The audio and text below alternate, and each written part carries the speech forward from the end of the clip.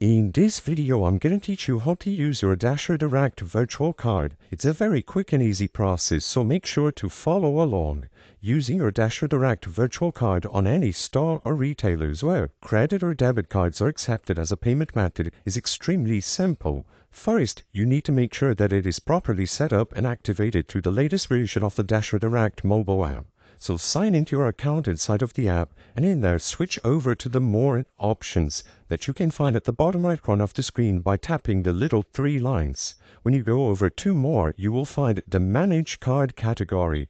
Inside of Manage Card is where you will have the option to see your virtual card details, copy them, and start using it. Now, as you can see according to the screenshot, there is no option to view the virtual card here.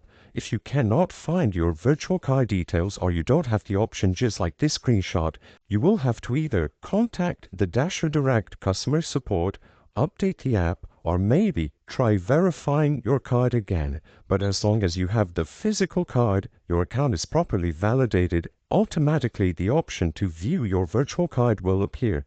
When you select View Virtual Card, you will see this screen.